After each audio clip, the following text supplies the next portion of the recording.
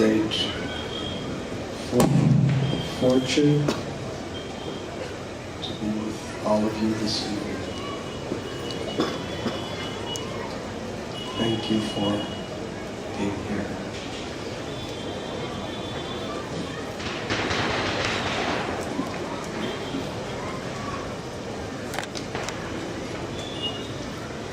Every year in the month of Kartik,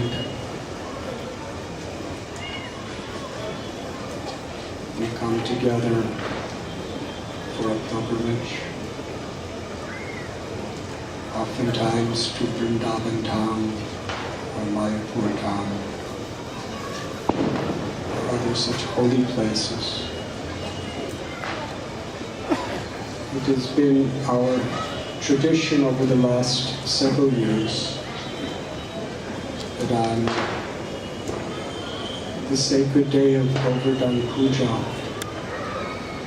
we spend the evening before and the whole morning cooking offerings and making beautiful preparations to celebrate. Many hundreds and hundreds and hundreds of people all together on little clay or cow dung cookers, cow dung patties of wood, cooking thousands and thousands of offerings. And so many people assisting in so many ways. But the organizers of the Yatra said it was not possible. So we climbed a mountain instead.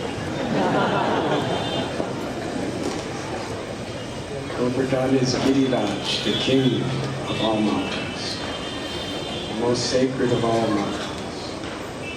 In fact, we have with us Mother Kamagiri. Kamagiri means Govardhan. It is the mountain that fulfills all one's innermost spiritual desires.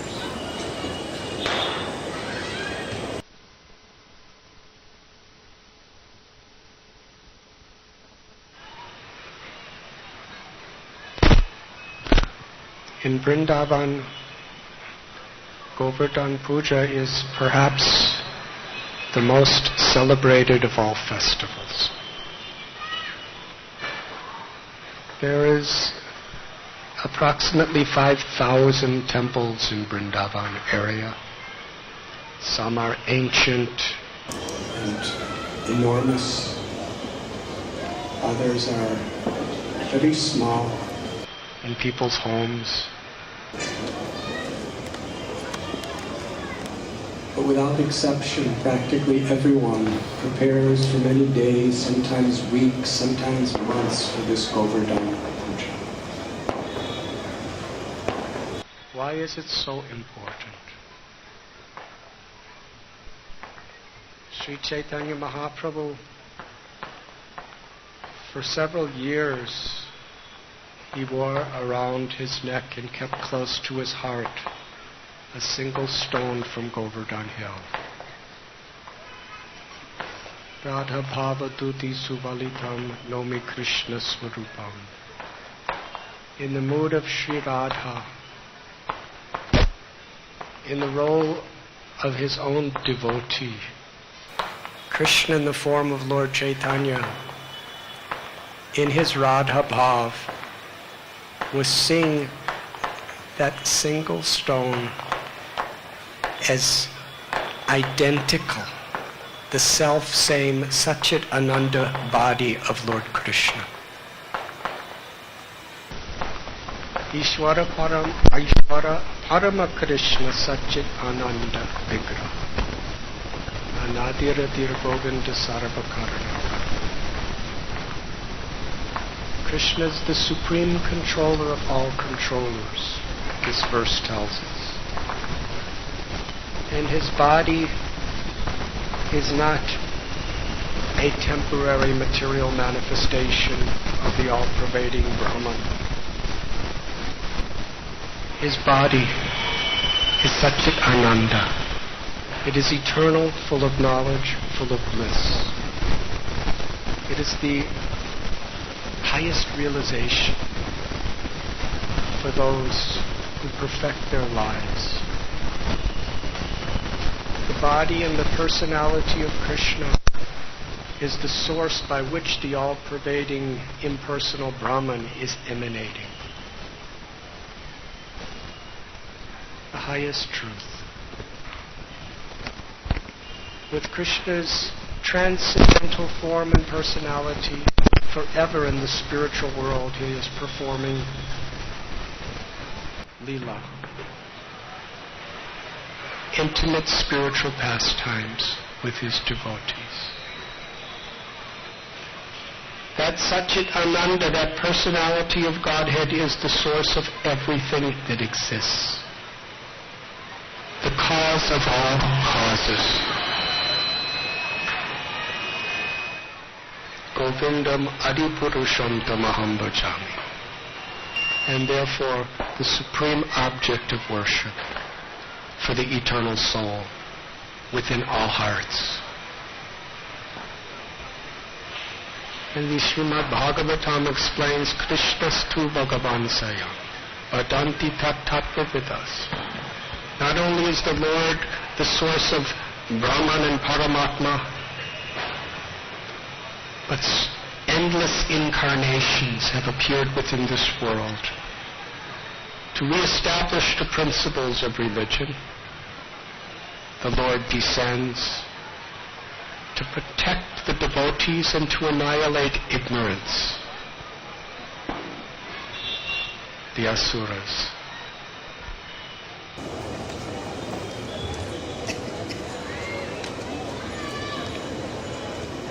The Lord appears within his name with all of his potencies. Sri Chaitanya Mahaprabhu, he especially exemplified in his teachings and through his devotees that the greatest benediction for all humanity is that the absolute truth, the all-attractive object of all love, has descended within the sound of the name. But he also taught us that this simple little stone from Govardhan Hill was the body of Krishna. And with such love, that Govardhan Shila was always covered with the tears of the ecstatic praying of Sri Chaitanya Mahaprabhu. And to his most intimate, loving, and exemplary devotee, Raghunath Das Goswami, he gave that Govardhan Shila as a gift.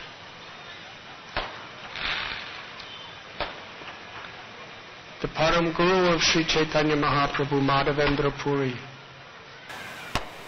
he worshipped Gopal, or Srinathji, the form of Krishna lifting Govardhan Hill. And this Srinathji, or Gopal deity, is forever one of the most important forms of the Lord within our tradition. By Lord Chaitanya himself, Rupa and Sanatan Goswami, and all of our acharyas. In the Pushti Marg of Sripad Vallabhacharya, and all of his descendants, it's the highest expression of love and worship is the form of Srinathji, the lifter of Govardhan Hill.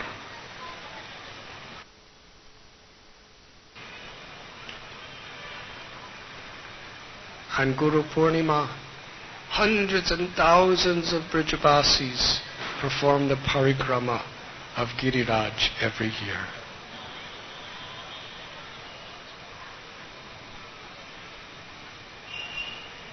Even Shankaracharya, who actually was Lord Shiva, who internally in his heart was a very, very great devotee of Krishna, but he taught many lessons according to various purposes he was assigned for. In Jagannath Puri, the name of his math is the Govardhan Math.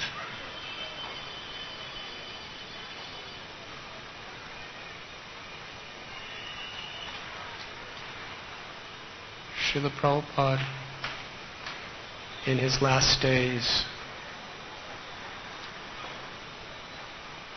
he expressed his desire to his devotees, even though he couldn't even walk, he couldn't even sit. He said, "Take me on parikrama of Govardhan Hill."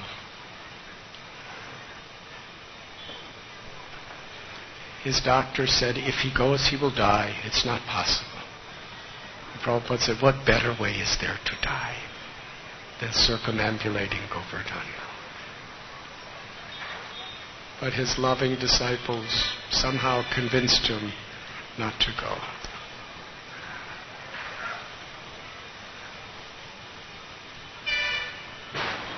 But during Prabhupada's life,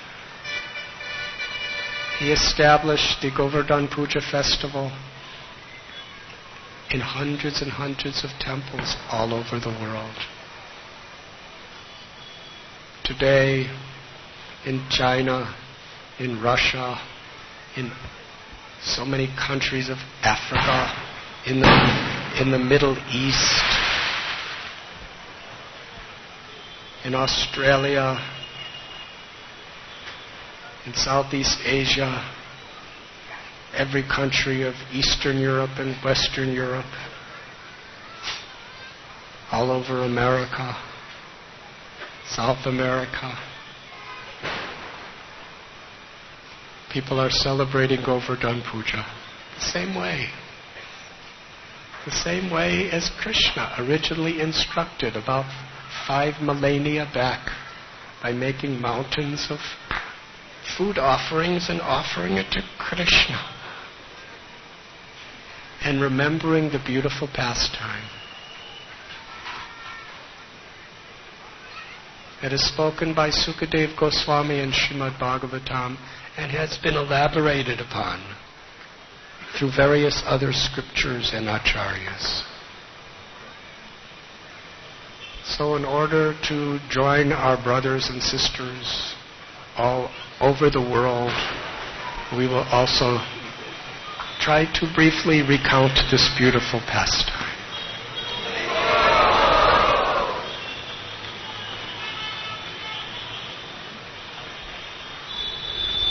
When Srila Prabhupada was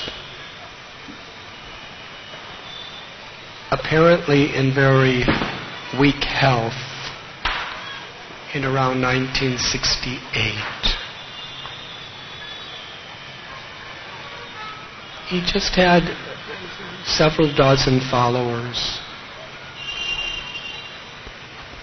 And he went to Stinson Beach near San Francisco. And he went to a place near the ocean in New Jersey where devotees took him to try to help him regain his health. But it was not improving. So Srila Prabhupada requested, take me home to Vrindavan. And there, according to Radharani and Krishna's wish, they can either take me back to the spiritual world or they can make me better. So when he was about to leave, everyone was crying. And Srila Prabhupada smiled.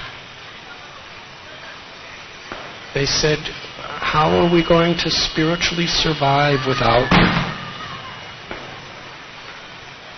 And Srila Prabhupada said, if you are chanting Hare Krishna and I am chanting Hare Krishna, we are always together.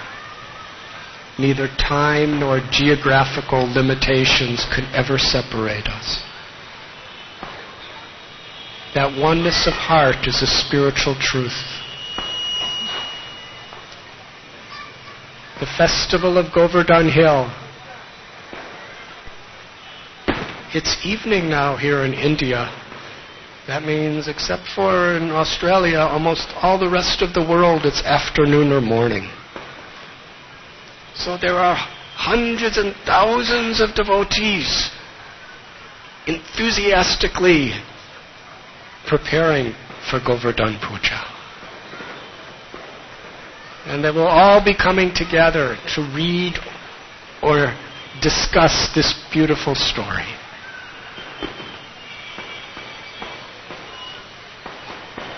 So with your permission, we will now join our brothers and sisters throughout not only the world, but the universe.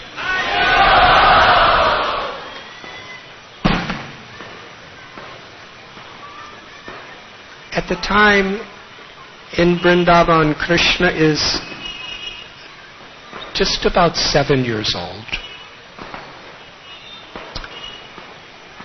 And he sees his father and the other Gopas. They are making elaborate preparations for a religious ceremony. There were Brahmins arranging yagyas, and there was all kinds of food being moved to various places and preparations for the cooking of the food. Decorations. Little Gopal asked Nanda Maharaj, "Can you tell me?" Krishna knew everything.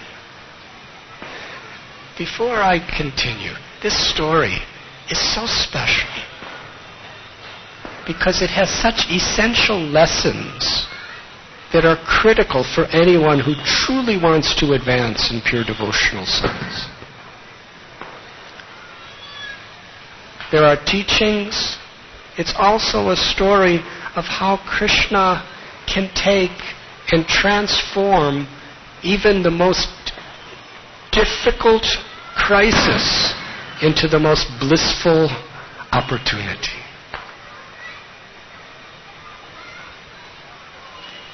Now sometimes, because there's so many beautiful lessons in stories, some people think it's not really a history, it's just allegorical. That great saints and sages have written these stories for people who like stories just to teach us so many nice lessons. Well, Krishna is so complete and perfect. He teaches us all those lessons in his stories. But at the same time, for devotees who have deep faith in the inconceivable transcendental nature of the absolute truth, they understand, they deeply relish the historical relevance.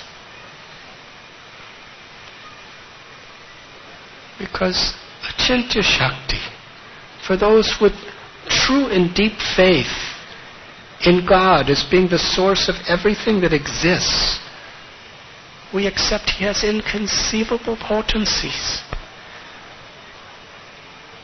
What are the potencies Krishna manifests right in the world around us? We're seeing all life is, every human being is just coming from a little seed. Incredible miracle. We see the sun. It just seems to be rising around the same time every day and setting around the same time every day. It's millions of times larger than this little Earth planet. And the Earth and so many other planets are in orbit. And the sun, it neither gets too close or too far. And the rays of the sun are evaporating water, making clouds, creating rain, entering into earth, which is just full of so many minerals and so many other invaluable elements. And food is grown in fruit trees. Incredible.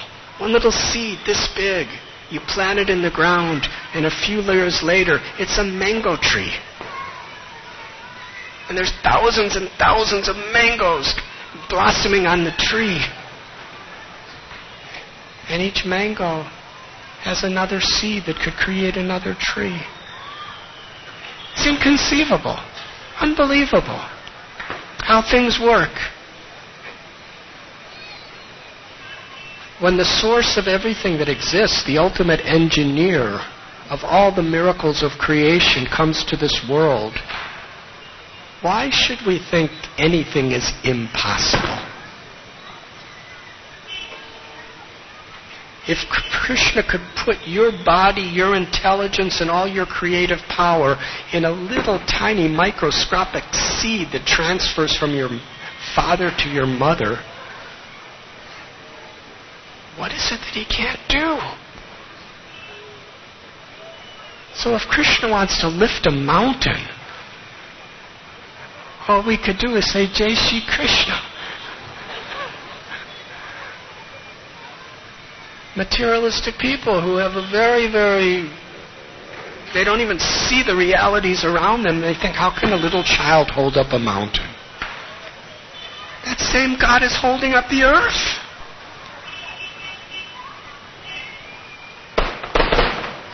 He's bigger than the biggest, smaller than the smallest. Through just one of his simple laws of gravity, what's he doing in this world? And the planets floating in space are not even within gravity.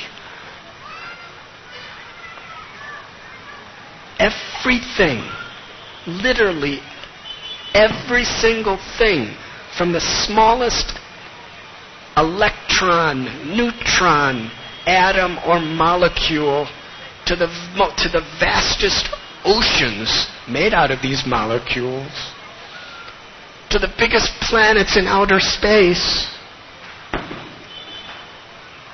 Everything, if you analyze it close enough, is totally inconceivable, incredible, and miraculous.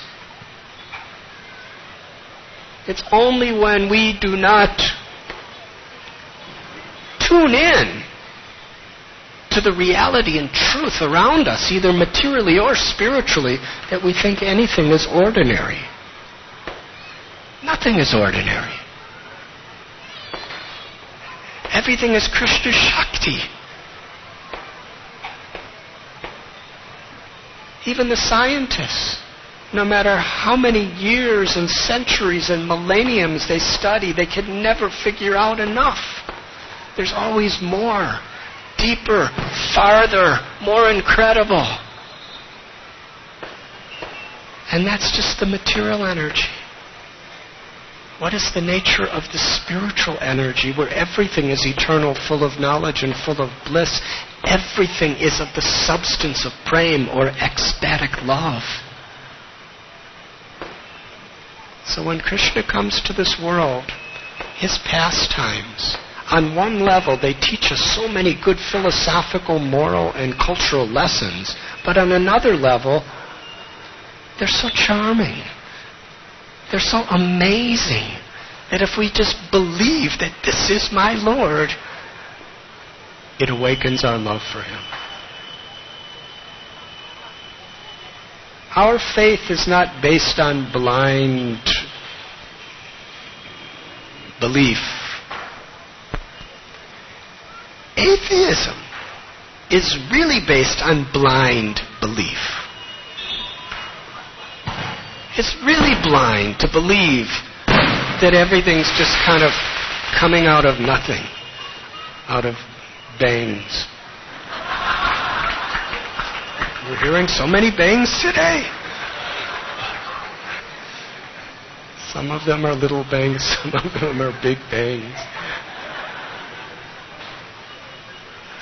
But even if there were a big bang, it's not that those firecrackers just appeared. Somebody made them. Yes? Sarva karana karanam. Why is it so hard to believe that everything has a creator? It's common sense. It's harmonious with every experience we've ever had.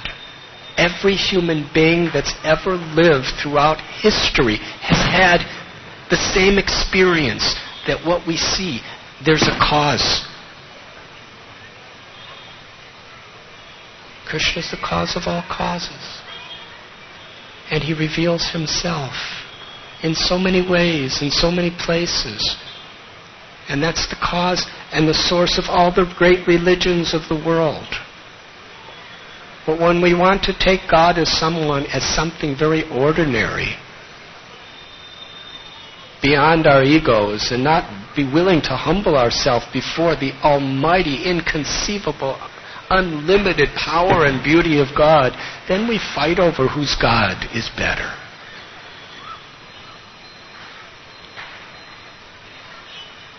So when Krishna performs his leelas, it's fun. It's exciting. In The Journey Home, a book that I recently wrote, I tell one story when I was living with devotees of Ram. They didn't speak English. I didn't speak Hindi. But they would spend hours every day discussing Ramayana. It was just 5 or 6 sadhus. And I would just be listening. I didn't understand the content, but I could feel the emotions that they were having. Sometimes they looked like they were being terrorized. They were so afraid. They were just talking. And other times they were laughing so hysterically they were rolling on the floor. It was a stone floor. And other times they were weeping, crying. And other times they just were practically jumping up and dancing. They were so happy. And I asked, "What are you talking about? Tell me. And they wouldn't tell me.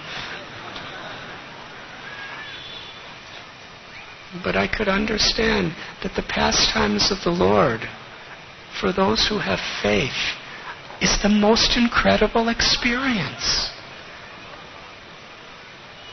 Because it's the highest reality.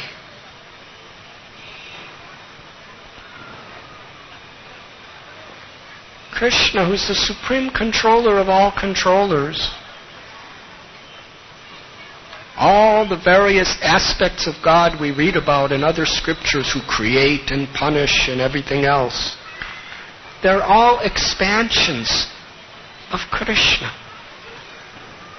But in order to invoke very deep, sweet, and intimate love, he appears like an ordinary child. And the residents of Vrindavan, they had already realized God as the supreme ultimate power. All realizations of the absolute truth are contained within their love. But there was something even more. Madhurya ras, an intimate sweetness, where they could love Krishna or the absolute truth with such freedom. Like a friend to a friend, like a parent to a child, or like a lover to their beloved.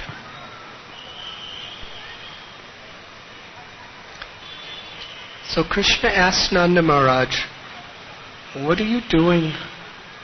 Tell me about this ceremony. Even though you may think I'm just a little boy and I may not understand, still I want to know. And you shouldn't keep secrets from your relatives and close friends. Tell me everything." And Nanda Maharaj explained that this is a tradition that our family, our community, for many, many generations have been following. It is called Indra Puja. Because we are an agricultural community, and we depend on the rain for our livelihood. And the Deva, the particular deputed agent of the one Supreme Lord who provides rain, is Indra. So if he's giving, we show our gratitude by offering him our worship.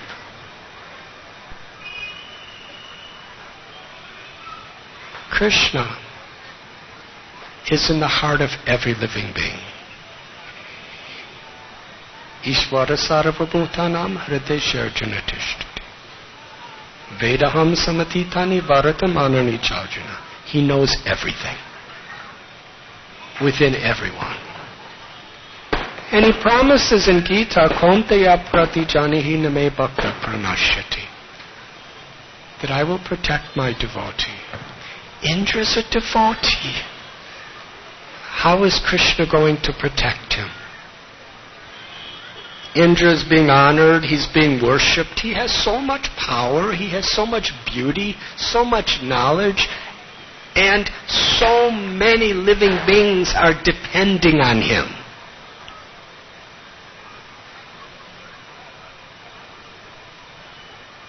Indra was seen to have become proud.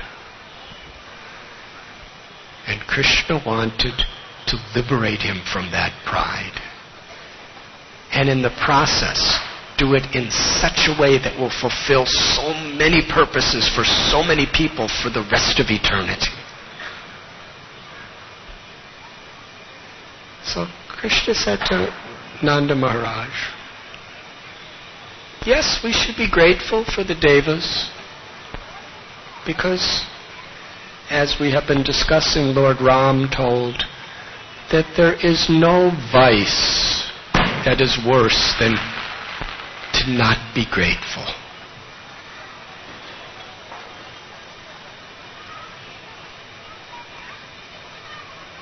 Gratitude is divine, and it facilitates real devotion. If we're ungrateful, we can never find any peace or happiness in our heart. We're always expecting something more and something else. But if we have a grateful heart, tatena kampam susumikshamano, whatever may come, Krishna, thank you. How may I serve you in this situation? And if we're actually grateful to Krishna, we'll be grateful to everyone in whatever way they help us. Srila Prabhupada, he was speaking when he first came to the West to people. Many were drug addicts, atheists. They were eating all kinds of slaughtered animals.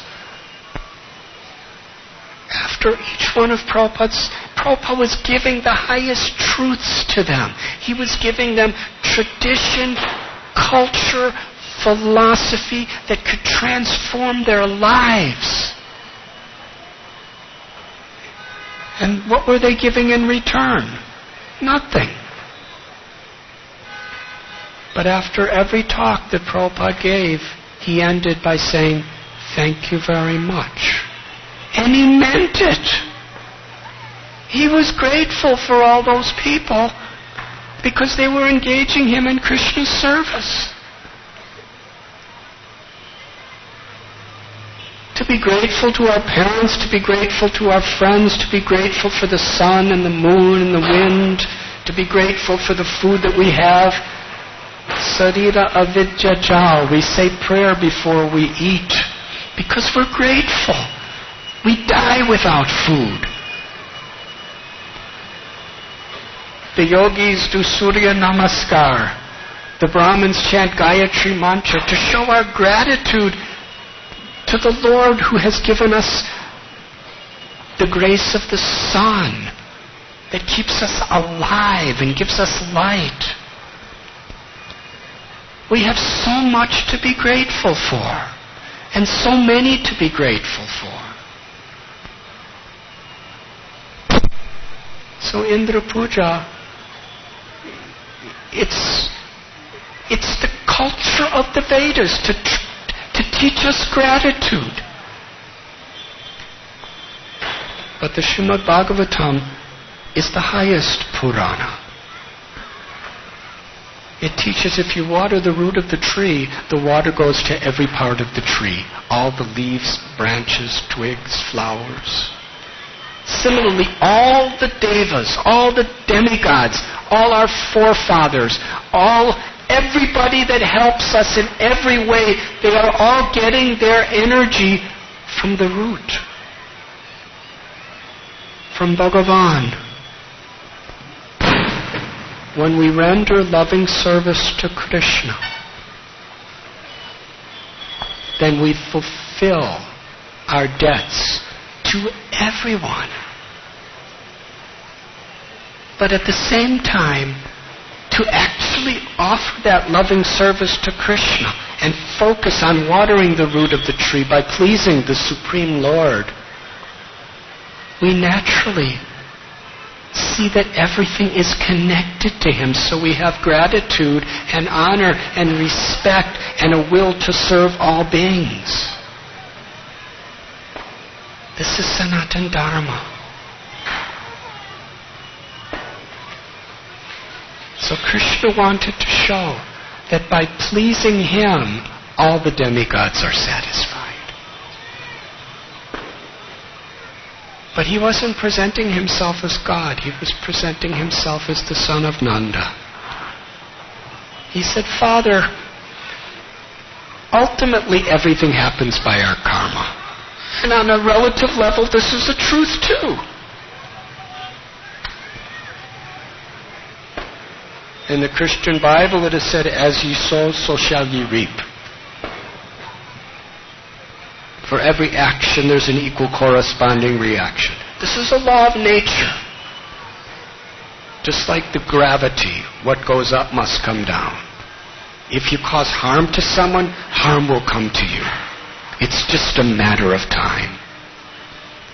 If you give happiness to someone, that happiness is going to come to you.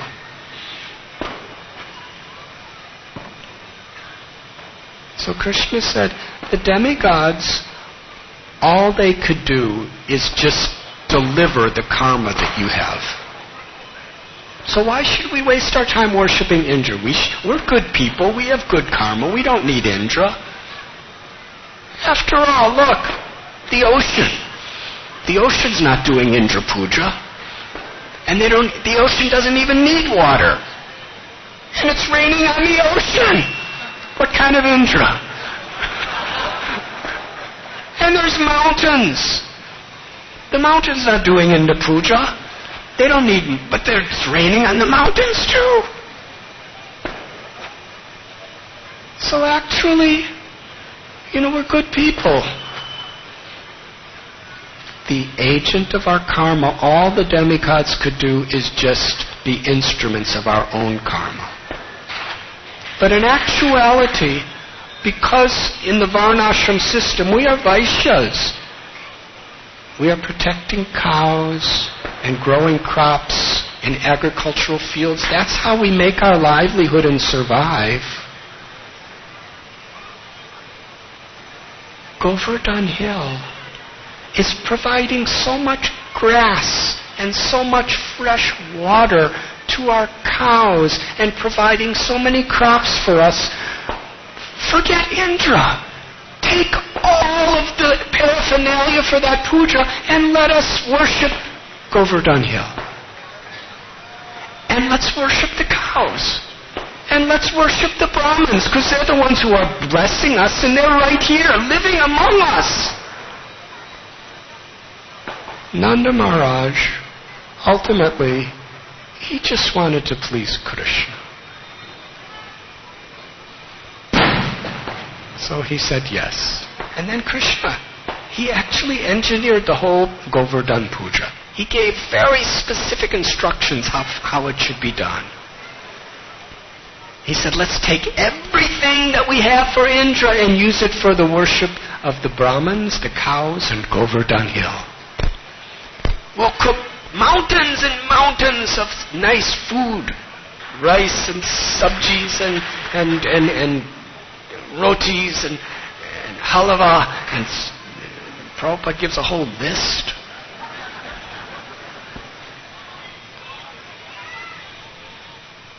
And the Brahmins could chant their mantras and do their yajnas, and we'll make all this food and we'll offer it all to Govardhan Hill, and we'll have singing and dancing and music, and then we will circumambulate Govardhan Hill altogether. So it was beautiful. Everyone in Vrindavan was blissful, organizing the Govardhan Puja. And they made huge, huge mountains of bhoga. And they went to offer it to Giriraj Govardhan. And little Krishna, who was standing next to Nanda and Yashoda, he wanted to show how Govardhan Hill was none different than him. And as he was standing as a little child, he manifested simultaneously a gigantic form sitting on top of Govardhan Hill. And then Krishna said, you see, Govardhan, the mountain, is manifesting himself as a person to accept our offerings. And little Krishna bowed down to Giriraj. And all the Vrijavasis bowed down to Giriraj. And then Govardhan Hill accepted within a moment all the offerings. The lakes and the mountains of Bhoga disappeared. And then Giriraj, with a thunderous voice, because he was a mountain. You may say, impossible, mountain becomes a person and talks and eats.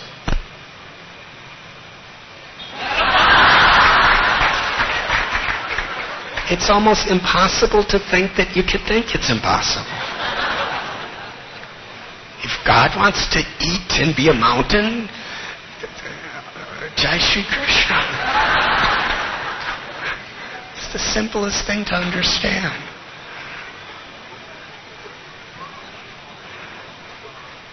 And he's enchanting our hearts by doing it. Aniyor, he called out, give me more. But they prepared everything they had in their stock in the whole village. And he was saying, Aniyor, give me more.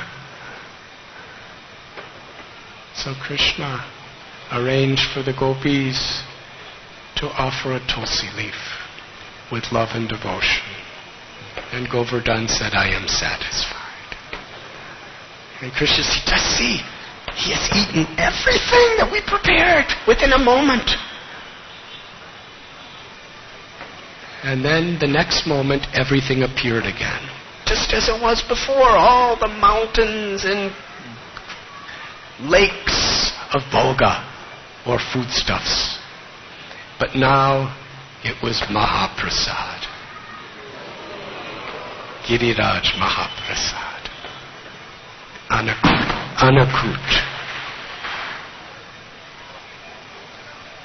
And Krishna arranged that everyone was fed prasad. Wonderful prasad. Whoever they were. The Brahmins, the Kshatriyas, the Vaishyas, the Sudras, the people who had no caste. All the cows were given. All the donkeys and the buffaloes and the dogs and the cats. Everyone was sumptuously fed prasad. Which is an important principle.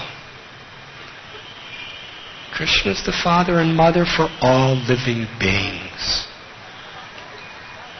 And Krishna wants everyone to be happy. So as devotees, as human beings, on every level, with a spiritual focus, we want to see everyone happy. And prasad is such a special way of making people happy. Because even people who don't believe in anything, they like prasad.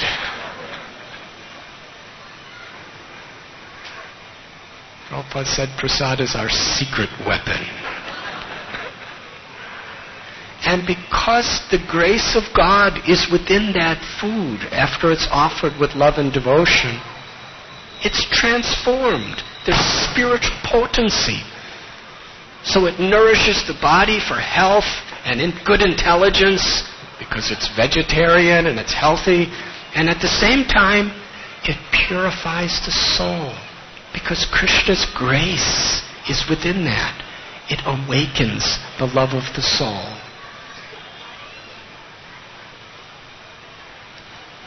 So whether one is a human or an insect or an animal or a fish, a devotee is eager to give prasad to everyone. Because a devotee wants everyone to be happy. And at the same time, amanina manadena, to offer all respect. Vasudeva the leper, he was compassionate even to the worms that were eating his body away. Because he was seeing the Atma, Krishna, a part of Krishna within the heart of everyone. So part of Govardhan Puja is this: offering respect and joy to everyone in all species. And after this incredible, joyous festival, everyone was dressed in their best. The gopis were decorated so nicely for Krishna's pleasure and to inspire each other, and the gopas were the same way. They decorated the cows with gold on their horns. They plated their horns gold and silver and their hooves, and they put silk embroidered coverings on their backs, and they did the same for the bulls and the calves.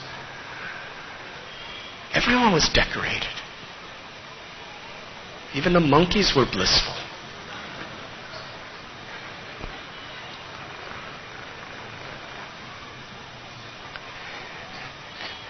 Then they all circumambulated Govardhan Hill, singing and dancing together. It was the most blissful festival for everyone because it pleased Krishna. Ultimately, all the Vrijabasis just saw how happy Krishna was. And Krishna revealed that he's none different than Govardhan Hill. That Govardhan Hill is his own body. And therefore, every stone of Govardhan Hill is Krishna. And at the same time, Govardhan Hill is playing the role of the greatest devotee of Krishna. So after the Govardhan Puja came to a conclusion, the Vrijabasis, seeing Krishna's happiness, they were overwhelmed with joy. But Krishna had another plan. And that was to make Indra thoroughly miserable. He was totally insulted. Because everything was already arranged and prepared for him. And he told some of his associates, and this talkative little 7-year-old boy, Krishna, what I expect every year. For generations and generations, every single year on this particular day, they do this grand puja for me, and they offered it all to cows in a mountain. Really an insult. You see, when we expect things, we're very vulnerable to suffer. Because the nature of this world is you don't always get what you want. That's why gratitude can give us happiness in any situation. When we are grateful to God, to Krishna, whatever may come. We have so much to be grateful for. We keep our mind on the positive blessings that we've received. And they're always there. But an ungrateful heart, we expect. We expect people to treat us in a certain way. And if they don't, we either become depressed, or we become arrogant, or we become angry, or we become frustrated. We expect circumstances to go the way we want them to go. Yes, but destiny doesn't work that way. Even little tiny things could agitate us so much when they don't go our way. But if you don't expect them to go a certain way, they don't really bother you. So here's Indra. Because he was expecting this worship, he was totally insulted when he didn't get it.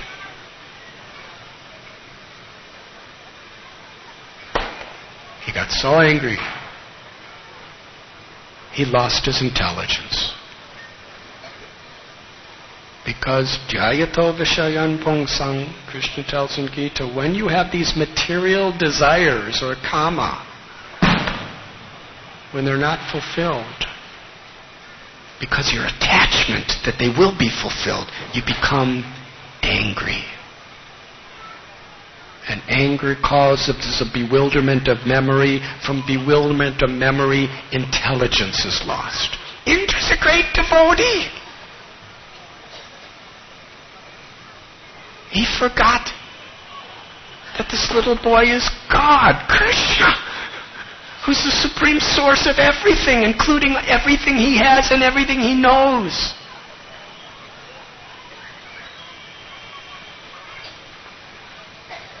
He called the Samvartaka clouds. These are the clouds that especially come at the time of universal devastation. He ordered the clouds, rain down and destroy all of Vrindavan. Hare Krishna.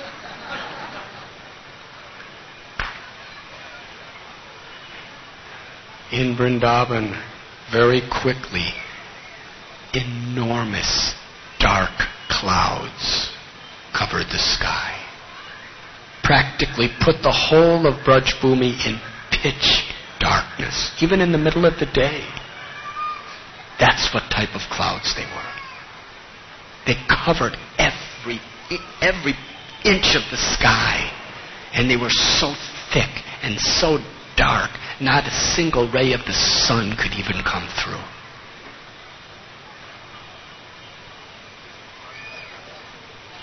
But Krishna's toenails manifested a moon-like radiance that actually gave light everywhere. From these massive clouds, the Brijavasis were looking up. There was thunder. Such a deep roar of thunder.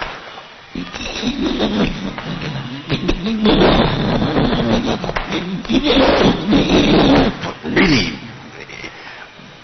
deafening. And then lightning.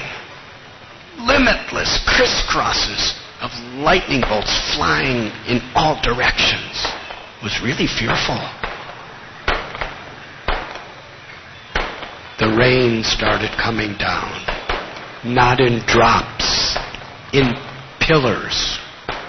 It was like a gigantic river that has been dammed, and the dam breaks, and the water just rushes down. That's the way the water was falling from every inch of the sky. It was pouring down like a massive, the whole sky became a waterfall.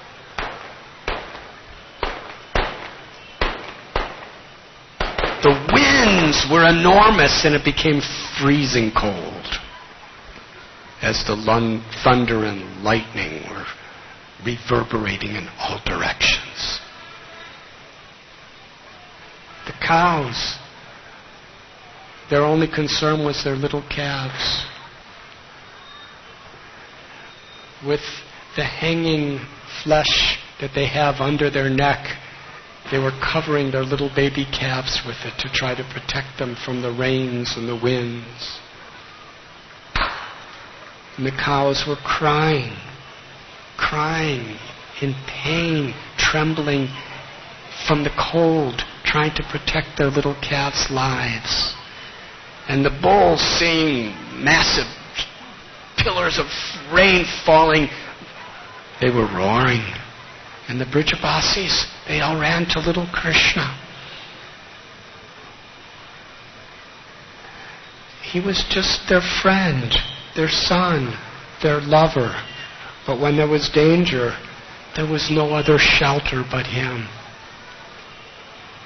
Previously, there was an enormous forest fire and Krishna just swallowed it. So Krishna, you saved us from fire. Now please save us from this water. After all, you're the one who told us to do this Govardhan Puja, and now Indra's really, really angry. He's trying to destroy us. Krishna smiled.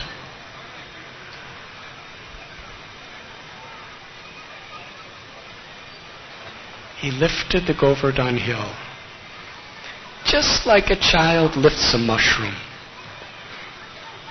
or like a huge elephant lifts a blade of grass.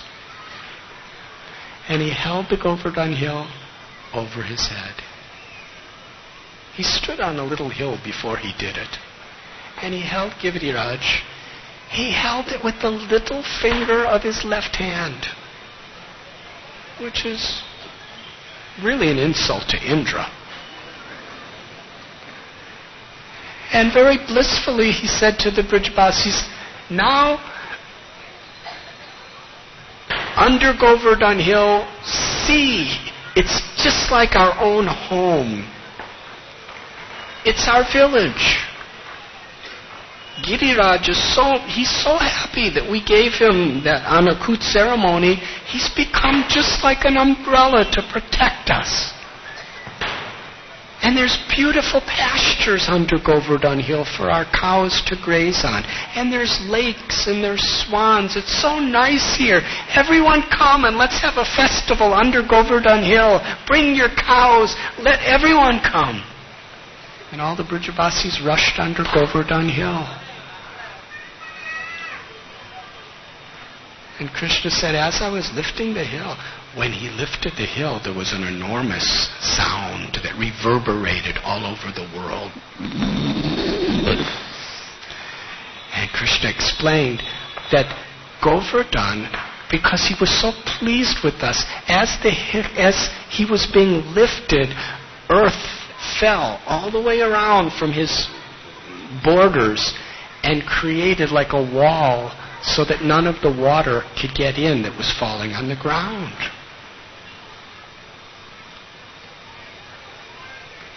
As they were all standing under Govardhan Hill, they were gazing upon Giridhari.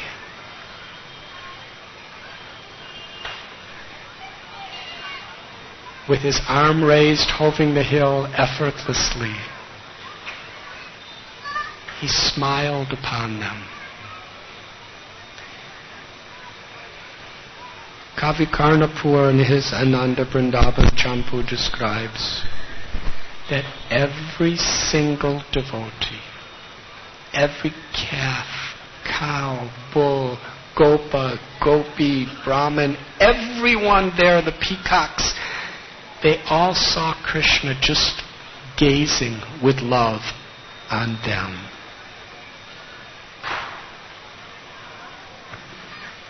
Krishna's Rasa Bihari. Even though he was standing and everyone was in a circle around him, limitless people, everyone was seeing Krishna just looking personally at them and smiling upon them. His smile was beaming with ecstasy.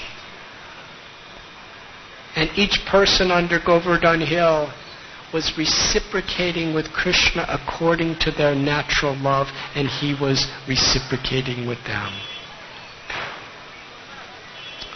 The gopis, seeing the beautiful form of Krishna and his smile and glance upon them, they took that vision of Krishna into the very core of their hearts and embraced him. And he embraced them in response. He was satisfying all of their most intimate desires continuously.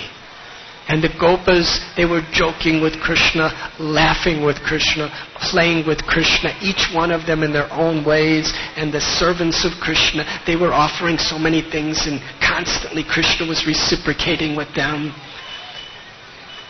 And the cowherd men and ladies who were of Nanda and Yashoda's age, Krishna was, with parental love, they were looking at Krishna, and Krishna was reciprocating as their own personal child. Nobody wanted that rain to ever end. Everyone was just with Krishna. It was so beautiful. As Krishna was holding Govardhan Hill with the little finger of his left hand, with his right hand, just to give further happiness to everyone, he began to play his flute, Murli. And Madhu Mangal, one of his cowherd boy friends, he said, Krishna, don't play your flute. Please don't play your flute. Because we have seen what happens when you play your flute. Everyone becomes in ecstasy.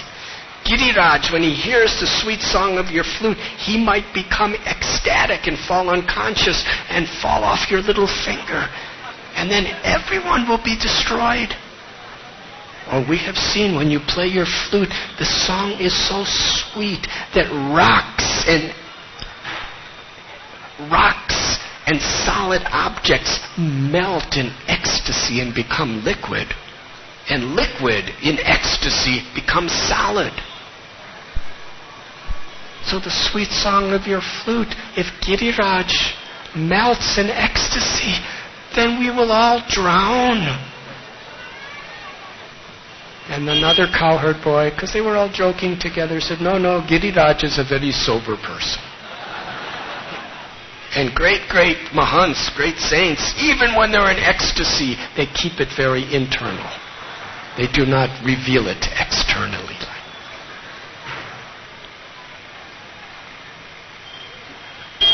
There are so many beautiful pastimes that took place underneath Govardhan Hill.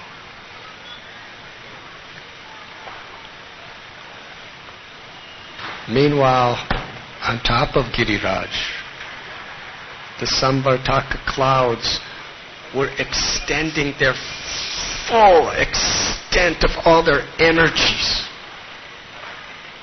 They were sending such enormous winds to try to somehow or other blow the mountain off the tip of Krishna's little finger. But they couldn't. So much rain was pouring down, lightning bolts by the millions were striking against Govardhan Hill. But all the animals on Govardhan Hill, they were happy. They were just smiling and dancing around as if nothing was happening.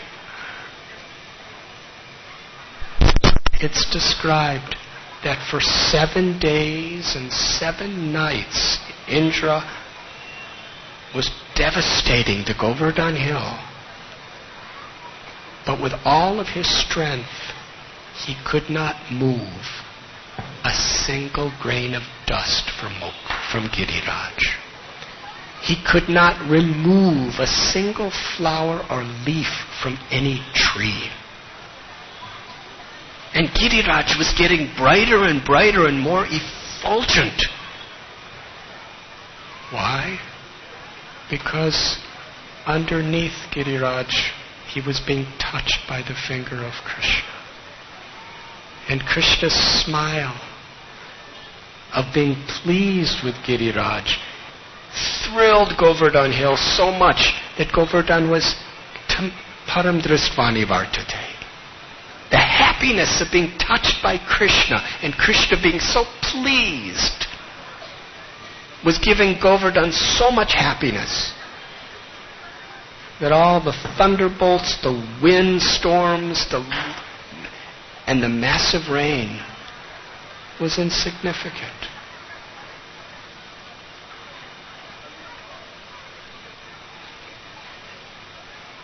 eventually, Yashoda Mai, she was really in her motherly love. She was saying, Krishna, you look so tired. Your stomach looked so caved in. All the others were thinking, no, he looks so happy and he's making us so happy. But Yashoda, she's saying, no, he's my child. He's revealing himself in this way. Please eat something. Put your flute down and eat some food. And she was making cakes and tambulas and so many things and telling the cowherd boy, Subal, please give this to Krishna. Krishna was smiling. And to reciprocate with Yashoda Mai's love, he put his flute down for some time and was eating and chewing and holding up Govardhan Hill. It describes that outside there were rainbows and there was downpours and there was clouds, and underneath the hill, Krishna's complexion was like a rain cloud. His peacock feather was like a rainbow, and his smile upon every one of the Brijavasis was like an unlimited downpour of happiness. Finally, the Samvartaka clouds, they went to Indra, and they said, we're on the verge of death, of exhaustion, we give up. But Indra became even more angry. And with all of his powers, he was trying to somehow or other cause some harm. But Krishna, Indra couldn't even separate a leaf from a tree. And everyone was happy. Everyone was singing underneath Govardhan Hill. And finally Indra understood that Krishna is the Supreme Personality of Godhead, the Lord of my lords, the Lord of all the gods. And all the rain went away. Giridhari told the cowherd men and ladies, he said, now the sun is shining, the rain has ended, everyone go back to your homes. The boys herded the cows out from Govardhan Hill. But when they saw Krishna still standing there, they didn't want to leave him. All the limitless cows ran back and made a circle around Krishna. And Krishna with his eyes, he was lifting Giriraj. With his eyes he herded each and every one of the cows personally out from under the hill. Then effortlessly, he just dropped the great mountain of Govardhan exactly where it was before. And then with his friends, he went around to inspect how everything in Vrindavan was. Everyone was just talking about Krishna. It was really something to talk about. That's why we have Srimad Bhagavatam. Nasta prayeshu bhadreshu. We want to hear, when we hear Srimad Bhagavatam about Krishna, about Chaitanya Mahaprabhu, about the various avatars, about Ram Leela, so many things to talk about, to enchant each other. So they were all simply meditating upon and discussing how wonderful is Krishna.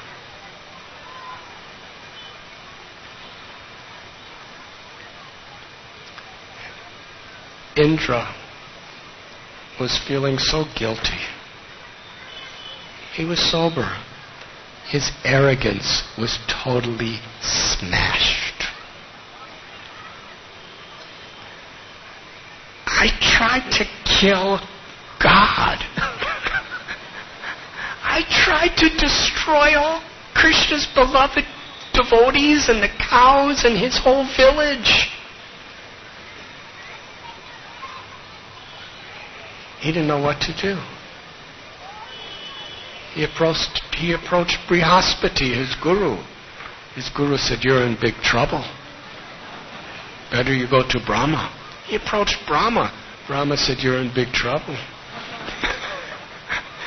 You will be forgiven only when someone who is loved by the Lord intercedes on your behalf to ask Krishna to forgive you. Krishna loves the cows. Go to Surabhi, the mother of the cows." Here is Indra, the all-powerful, wealthy, worshipable God of the heavens, humbly coming before a cow, asking her, "Please approach Krishna and ask him to forgive me." So Surabhi said, "Let us go together." And Indra, coming behind Surabhi, approached Krishna. Krishna went to a secluded place where nobody else was around to not humiliate Indra any more than he already did. And Surabhi, the cow, said to Krishna, "Indra is repentant. Please forgive him." There's a place called Surabhi Kund as part of the Govardhan Parikrama. Very sacred and important place, because that is where Krishna forgave Indra because of the appeal of Surabhi. This is a holy principle, that in this material world, due to our egos, we have committed so many offenses to Krishna for so many births. We don't even know what they all are. But if someone who loves Krishna prays to Krishna on our behalf to forgive us, then Krishna is sure to forgive us. That is why the connection with the Guru, the connection with saints and Vaishnavas is so important to us. Hiranyakashipu was forgiven of everything he did and given liberation because of the prayer of Prahlad. Narasimhadev, please forgive him.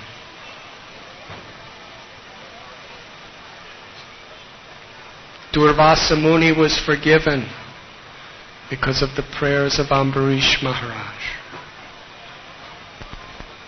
Jagai and Madhai were forgiven because of the prayer of Lord Nityananda Prabhu. But we have to be sincere. Like Indra. Indra humbled himself before Surabhi. He recognized her superior position over his simply because of the simplicity of his devotion. She didn't have the knowledge and the riches and the glorification that he had, but she loved Krishna, and Indra recognized that. And he humbled himself with a completely sincere heart to Surabhi. And Krishna recognized Indra has humbled himself before my devotee. I will forgive him.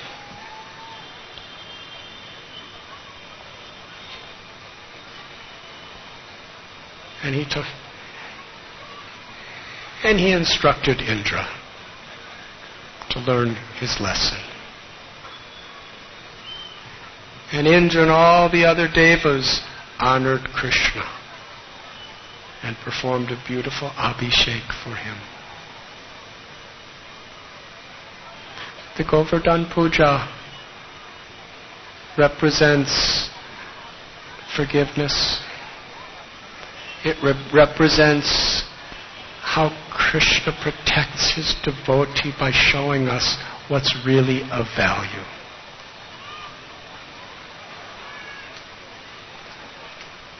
Surabhi represents simple devotion. Whether we're the king of heaven or whether we're a little cow, if we have that simple devotion, we can please Krishna. Thank you very much.